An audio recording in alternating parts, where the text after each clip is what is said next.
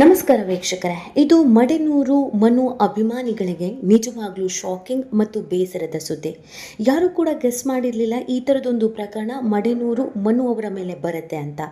ಎಲ್ಲವೂ ಚೆನ್ನಾಗಿತ್ತು, ಎಲ್ಲವೂ ಚೆನ್ನಾಗಿ ಆಗಿದ್ರೆ ನಾಳೆ ಮಡೆನೂರು ಮನು ಅವರ ಸಿನಿಮಾ ಕೂಡ ರಿಲೀಸ್ ಆಗಬೇಕಾಗಿತ್ತು.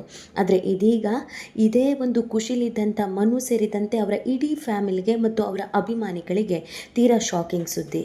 ಮನು ಮೇಲೆ ಬೆಂಗಳೂರಿನ ಅನ್ನಪೂರ್ಣೇಶ್ವರಿ ಠಾಣೆಗೆ ಪ್ರಕರಣ ದಾಖಲಾಗಿದೆ. ಅದು ಕೂಡ ಅತ್ಯಾಚಾರ, ರೇಪ್ ಪ್ರಕರಣ ದಾಖಲಾಗಿರೋದು. ಸಹ ಕಲಾವಿದೆ ನನ್ನ ಮೇಲೆ ಬಲವಂತವಾಗಿ ರೇಪ್ ಮಾಡಲಾಗಿದೆ ಅನ್ನುವಂಥ ಪ್ರಕರಣವನ್ನು ದಾಖಲಿಸಿದ್ದಾರೆ. ಸೊ ಈ ಪ್ರಕರಣದಲ್ಲಿ ಮನು ಕತೆಗೇನು, ಆ ಸಹ ಕಲಾವಿದೆ ಯಾರು, ಅದೆಲ್ಲವನ್ನ ಈ ವಿಡಿಯೋದಲ್ಲಿ ಹೇಳ್ತಾ ಹೋಗ್ತೀವಿ. ಆದರೆ ಇಲ್ಲಿವರೆಗೂ ನಿಮ್ಮ ಮೆಗಾ ಸುದ್ದಿಯನ್ನು ಸಬ್ಸ್ಕ್ರೈಬ್ ಮಾಡಿಲ್ಲ ಅಂದರೆ ಈಗಲೇ ಸಬ್ಸ್ಕ್ರೈಬ್ ಮಾಡಿ. ಹೆಚ್ಚಿನ ಮಾಹಿತಿಗಾಗಿ ಬೆಲ್ ಐಕಾನ್ ಪ್ರೆಸ್ ಮಾಡೋದನ್ನು ಮರಿಬೇಡಿ. ಕಷ್ಟಪಟ್ಟು ಮೇಲ್ ಬರ್ತಾ ಇರುವಂಥ ಕಲಾವಿದರು ಇವತ್ತು ಅನೇಕರಿದ್ದಾರೆ. ಪ್ರತಿಭೆ ಇದ್ರೂ, ಟ್ಯಾಲೆಂಟ್ ಇದ್ರೂ ಅವರಿಗೆ ಅವಕಾಶಗಳು ಸಿಗದೆ, ಗುರುತಿಸದೆ ಎಲ್ಲೋ ಎಲೆಮರೆಕಾಯಿಯಾಗಿ ಉಳ್ಕೊಳ್ತಾ ಇದ್ರು. ಆದರೆ ಕೆಲವೊಂದಷ್ಟು ರಿಯಾಲಿಟಿ ಶೋಗಳು ಅಂಥ ಪ್ರತಿಭಾನ್ವಿತ ಕಲಾವಿದರನ್ನು ನಮ್ಮೆಲ್ಲರಿಗೂ ಪರಿಚಯಿಸಿ ಹೊಸ ಹೊಸ ಪ್ರತಿಭೆಗಳನ್ನು ಹುಟ್ಟಾಕೋದ್ರ ಜೊತೆಗೆ ಅವಕಾಶಗಳನ್ನು ಕೂಡ ಹುಟ್ಟಾಕ್ತಾ ಇದೆ. ಅದೇ ರೀತಿಯಾಗಿ ಕಾಮಿಡಿ ಕಿಲಾಡಿಗಳು ಕೂಡ ಒಂದು.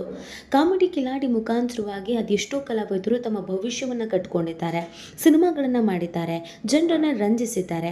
ಹೊಸ ಹೊಸ ಪ್ರತಿಭೆಗಳು ಕನ್ನಡ ಇಂಡಸ್ಟ್ರಿಗೆ ಪರಿಚಯ ಆಗಿದೆ ಕಾಮಿಡಿ ಕಿಲಾಡಿ ಮುಖಾಂತರವಾಗಿ. ಅದೇ ರೀತಿಯಾಗಿ ಮಡೆನೂರು ಮನು ಅವರು ಕೂಡ ಕಾಮಿಡಿ ಕಿಲಾಡಿಗಳ ಮುಖಾಂತರವಾಗಿ ಫೇಮಸ್ ಆಗ್ತಾರೆ, ಜನಪ್ರಿಯತೆಯನ್ನು ಪಡ್ಕೊಳ್ತಾರೆ. ಇದಾದಮೇಲೆ ಅವರ ಹಾಸ್ಯ ಪ್ರಜ್ಞೆ, ಅವರ ಅಭಿನಯ ನೋಡಿ ಅವರಿಗೆ ಸ್ಯಾಂಡಲ್ವುಡ್ನಲ್ಲಿ ಅನೇಕ ಆಫರ್ಗಳು ಬರುವುದಕ್ಕೆ ಶುರುವಾಗುತ್ತೆ. ಕನ್ನಡದಲ್ಲಿ ಇದೀಗ 3 ಸಿನಿಮಾಗಳನ್ನು ಅವರು ಮಾಡ್ತಾ ಇದ್ದಾರೆ. ಬ್ಯಾಕ್ ಟು ಬ್ಯಾಕ್ ಒಂದಾದ್ಮೇಲೆ ಒಂದು ಸಿನಿಮಾಗಳನ್ನು ಮಾಡ್ತಾ ಇದ್ದಾರೆ. ಆ ಪೈಕಿ ಇದೀಗ ನಾಳೆ ಅಂದರೆ ಇದೇ ಶುಭ ಶುಕ್ರವಾರದಂದು ರಿಲೀಸ್ಗೆ ರೆಡಿಯಾಗಿದ್ದು ಕುಲದಲ್ಲಿ ಕೀಳಾಗುವುದು ಸಿನಿಮಾ. ಈ ಸಿನಿಮಾದ ಮುಖಾಂತರವಾಗಿ ಒಂದು ದೊಡ್ಡ ಸಕ್ಸಸ್ ಕಾಣಬೇಕು ಅನ್ನುವಂಥ ಮಹದಾಸೆಯನ್ನು ಮನು ಇಟ್ಕೊಂಡಿದ್ರು. ಈ ಸಿನಿಮಾ ಸೂಪರ್ ಡೂಪರ್ ಹಿಟ್ ಆಗುತ್ತೆ, ಈ ಸಿನಿಮಾ ಆದಮೇಲೆ ಅವಕಾಶಗಳು ತನ್ನಿಂತಾನೇ ತನಗೆ ಬರುತ್ತೆ, ಆಮೇಲೆ ನಾನು ಯಾವತ್ತೂ ಹಿಂತಿರುಗಿ ನೋಡೋದೇ ಇಲ್ಲ, ಅನೇಕ ಸಿನಿಮಾಗಳಲ್ಲಿ ಮಾಡಬಹುದು ಅಂತ ಅಭಿನಯಿಸಿದರು. ಕಾಮಿಡಿ ಕಿಲಾಡಿ ಮುಖಾಂತರವಾಗಿ ಇಂಡಸ್ಟ್ರಿಗೆ ಪರಿಚಯವಾದವರು ಇವತ್ತು ಯಾವುದೋ ಅಲ್ಲೊಂದು ಇಲ್ಲೊಂದು ಕಾಮಿಡಿ ರೋಲ್ ಮಾಡ್ಕೊಂಡಿದ್ದಾರೆ. ಆದರೆ ಮನು ಅವರು ಹೀರೋ ಆಗಿ ಫುಲ್ ಫ್ಲೆಡ್ಜ್ ನಾಯಕನಾಗಿ ಇಂಡಸ್ಟ್ರಿಗೆ ಪರಿಚಯ ಆಗ್ತಾ ಇದ್ರು. ಇದಕ್ಕೆ ಅಂತ ಸಾಕಷ್ಟು ತಯಾರಿಗಳನ್ನು ಮಾಡಿಕೊಂಡು ಸಿನಿಮಾ ಶೂಟಿಂಗ್ ಎಲ್ಲ ಮುಗಿಸಿ ಹಗಲು ರಾತ್ರಿ ಅನ್ನದೇ ಓಡಾಡಿ ಪ್ರಮೋಷನ್ ಮಾಡಿ ಎಲ್ಲವೂ ಆಗಿ ನಾಳೆ ಇನ್ನೇನು ಸಿನಿಮಾ ತೆರೆ ಮೇಲೆ ಬರಬೇಕು ಅನ್ನುವಾಗ ಆ ಖುಷಿಯಲ್ಲಿ, ಆ ಜೋಶಲ್ಲಿ, ಆ ಪಟ್ಟಂಥ ಕಷ್ಟದ ಫಲಶ್ರುತಿಯನ್ನು ನೋಡಬೇಕಾದಂಥ ಸಂದರ್ಭದಲ್ಲಿ ಇದೀಗ ಅವರ ಮೇಲೆ ಬೆಂಗಳೂರಿನ ಅನ್ನಪೂರ್ಣೇಶ್ವರಿ ಠಾಣೆಯಲ್ಲಿ ರೇಪ್ ಕೇಸನ್ನು ದಾಖಲಿಸಲಾಗಿದೆ. ಸಹ ಕಲಾವಿದೆ ಒಬ್ಬರು ಮಡೆನೂರು ಮನು ಅವರ ಮೇಲೆ ಈ ಪ್ರಕರಣವನ್ನು ದಾಖಲಿಸಿದ್ದಾರೆ. ನನಗೆ ಬಲವಂತವಾಗಿ ಲೈಂಗಿಕವಾಗಿ ಬಳಸಿಕೊಳ್ಳಲಾಗಿದೆ, ನನಗೆ ಅನ್ಯಾಯ ಆಗಿದೆ, ನನಗೆ ಮೋಸ ಆಗಿದೆ, ನನ್ನನ್ನು ಬ್ಲ್ಯಾಕ್ ಮೇಲ್ ಮಾಡಲಾಗ್ತಾ ಇದೆ, ನನ್ನ ಜೊತೆಗೆ ಅನುಚಿತವಾಗಿ ವರ್ತನೆ ಮಾಡಿದ್ದಾರೆ, ನನ್ನನ್ನು ಪುಸಲಾಯಿಸಿ ಲೈಂಗಿಕವಾಗಿ ನನ್ನನ್ನು ಬಳಸ್ಕೊಂಡು ಇದೀಗ ನನ್ನ ವಿರುದ್ಧವೇ ತಿರುಗಿ ಬಿದ್ದಿದ್ದಾರೆ, ನನ್ನನ್ನು ಬ್ಲ್ಯಾಕ್ ಮೇಲ್ ಮಾಡಲಾಗ್ತಾ ಇದೆ, ಮದುವೆ ಆಗ್ತೀನಿ ಅಂತ ಹೇಳಿ ಯಾಮಾರಿಸಿದ್ದಾರೆ, ನನಗೆ ಮಾನಸಿಕವಾಗಿ ದೈಹಿಕವಾಗಿ ಹಿಂಸೆ ಮಾಡಿದ್ದಾರೆ, ನನಗೆ ನ್ಯಾಯ ಬೇಕು, ಅವ್ರ ವಿರುದ್ಧ ಪ್ರಕರಣ ದಾಖಲಿಸ್ಕೊಳ್ಬೇಕು ಅಂತ ಪೊಲೀಸ್ ಠಾಣೆ ಮೆಟ್ಟಿಲೇರಲಾಗಿದೆ. ಸೊ ಇದು ಮಡೆನೂರು ಮನು ಅವರಿಗೆ ಆಘಾತ ಆಗಿದೆ. ಆದರೆ ಇದೆಲ್ಲದರ ಬೆನ್ನಲ್ಲೇ ಮನು ಮಾಡಿದಂಥ ಒಂದು ಎಡವಟ್ಟು ಇದೀಗ ಸಾಕಷ್ಟು ಚರ್ಚೆಗೆ ಕಾರಣವಾಗಿದೆ. ಈ ಪ್ರಕರಣ ದಾಖಲಾಗ್ತಾ ಇದ್ದ ಹಾಗೆಯೇ ಮನು ಅವರು ತನಿಖೆಯನ್ನು ಎದುರಿಸಬೇಕಾಗಿತ್ತು, ಪೊಲೀಸ್ ಸ್ಟೇಷನ್ಗೆ ಬರಬೇಕಾಗಿತ್ತು. ನಾನು ಈ ಥರ ಮಾಡಿದ್ದೀನಿ, ಯಾರು ಮಾಡಿಲ್ಲ, ಯಾವುದಾದ್ರೂ ಒಂದು ಹೇಳಬೇಕಾಗಿತ್ತು, ಇದನ್ನು ಬಗೆಹರಿಸ್ಕೊಳ್ಬೇಕಾಗಿತ್ತು, ಕಾನೂನಿಗೆ ಗೌರವ ಕೊಡಬೇಕಾಗಿತ್ತು, ಸ್ಟೇಷನ್ಗೆ ಬರಬೇಕಾಗಿತ್ತು. ಆದರೆ ಮನು ಮಾಡಿದಂಥ ದೊಡ್ಡ ತಪ್ಪು ಅಂತಂದರೆ ಈ ಪ್ರಕರಣ ದಾಖಲಾಗ್ತಾ ಇದ್ದ ಹಾಗೇ ಓಡ್ ಹೋಗಿರೋದು, ತಲೆಮರೆಸ್ಕೊಂಡಿರೋದು, ಯಾರ ಕೈಗೂ ಸಿಗದಂತೆ ಎಸ್ಕೇಪ್ ಆಗಿರೋದು. ಇದು ನಿಜವಾಗ್ಲೂ ಈ ಪ್ರಕರಣದಲ್ಲಿ ಇವ್ರು ಭಾಗಿಯಾಗಿದ್ದಾರಾ ಅನ್ನುವಂಥ ಅನುಮಾನವನ್ನು ಹುಟ್ಟಾಕಿದೆ. ಮನು ಅವರು ಯಾಕೆ ಹಾಗೆ ಮಾಡಿದ್ರು ಅನ್ನೋದು ಗೊತ್ತಿಲ್ಲ.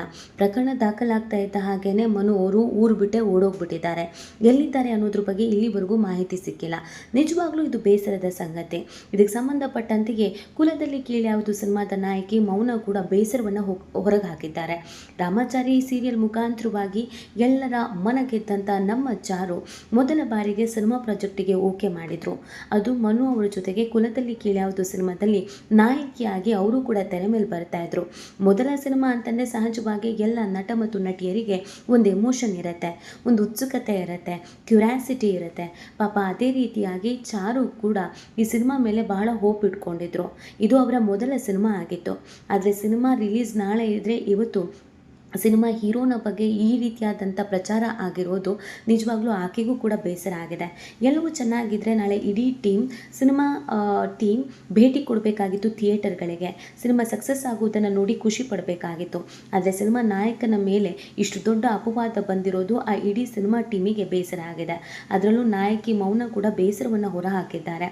ನಿಜವಾಗ್ಲೂ ಇದು ನನ್ನ ಮೊದಲ ಸಿನಿಮಾ, ನಾನು ಬಹಳ ಚೆನ್ನಾಗಿರುತ್ತೆ ಅಂತ ಅಂದ್ಕೊಂಡಿದ್ದೆ, ಆದರೆ ಈ ಥರ ಆಗುತ್ತೆ ಅಂತ ಅಂದ್ಕೊಂಡಿರಲಿಲ್ಲ ಅಂತ ಬೇಸರ ವ್ಯಕ್ತಪಡಿಸಿದ್ದಾರೆ. ಸಾಮಾನ್ಯವಾಗಿ ಕಷ್ಟಪಟ್ಟು ಸಿನಿಮಾ ಮಾಡ್ತಾರೆ ಅಂತ ಅಂದರೆ ಅಡೆತಡೆಗಳು ಸಾಮಾನ್ಯವಾಗಿದ್ದೇ ಇರುತ್ತೆ. ಇಲ್ಲೂ ಕೂಡ ಯಾರೋ ಮನುನ್ ಕಂಡ್ರೆ ಆಗದೆ ಇದ್ದವರು, ಅವ್ರು ಬೆಳೀತಾ ಇರೋದನ್ನು ಸಹಿಸದೇ ಇದ್ದವರು ಈ ರೀತಿಯಾಗಿ ಪ್ರಕರಣವನ್ನು ದಾಖಲಿಸಿರ್ಬೋದು. ಇದು ಬ್ಲ್ಯಾಕ್ ಮೇಲ್ ಪ್ರಕರಣ ಇರಬಹುದು ಅಂತ ಹೇಳಲಾಗ್ತಿದೆ. ಆದರೆ ತನಿಖೆ ಪೂರ್ಣವಾದ ನಂತರವೇ ಇದರ ಸತ್ಯಾನುಸತ್ಯತೆ ಏನು ಅನ್ನೋದು ಗೊತ್ತಾಗಲಿದೆ. ಒಟ್ಟಿನಲ್ಲಿ ಇಡೀ ಸಿನಿಮಾ ತಂಡಕ್ಕೆ ಇದೊಂದು ಬಿಗ್ ಲಾಸ್ ಅಂತ ಹೇಳಿದ್ರೆ ತಪ್ಪಾಗಲಿಕ್ಕಿಲ್ಲ.